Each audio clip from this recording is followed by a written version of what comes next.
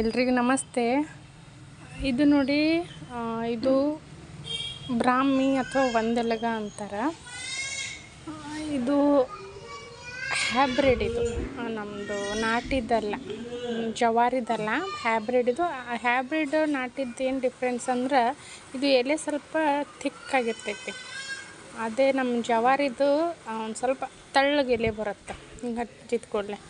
So ಇದನ್ನು ನಾನು ಹಚ್ಚಿದ್ದು 3-4 ಹಚ್ಚಿದ್ದೆ, 3-4 ಈ ಥರ ಹಚ್ಚಿದ್ದೆ. ಅದರೊಳಗೆ ಆಲ್ಮೋಸ್ಟ್ 3 ಎಲೆಗಳು ಬಾಡೋಯ್ತು.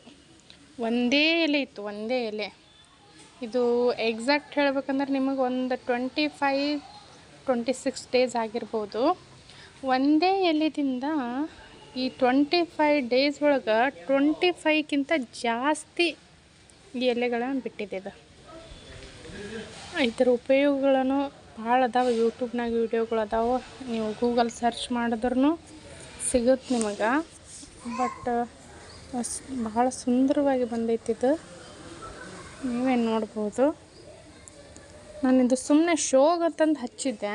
ಬಟ್ ಇದರ ಉಪಯೋಗ ತಿಳ್ಕೊಂಡಾದ್ಮೇಲೆ ಇದರದ್ದು ಚಟ್ನಿ ಮಾಡ್ಬೋದು. ಮಕ್ಳಿಗೆ ಕೂಡ ಇದು ಇದ್ರದಿಂದ ಯಾವುದೋ ರೆಸಿಪಿ ಮಾಡಿಕೊಟ್ರೆ ಬುದ್ಧಿ ಚುರುಕಾಗ್ತೈತಿ ಅಂತಾರೆ. ನೀವು ಎಲ್ಲಾದರೂ ಸಿಕ್ಕರೆ ಒಂದು ಎಲೆ ನೆಟ್ಟರು ನಿಮಗೆ 25 ಒಂದು ತಿಂಗಳೊಳಗೆ ಹತ್ರ 1 ತಿಂಗಳೊಳಗೆ ಇಷ್ಟೆಲ್ಲ ಆಗುತ್ತೆ. Thank you.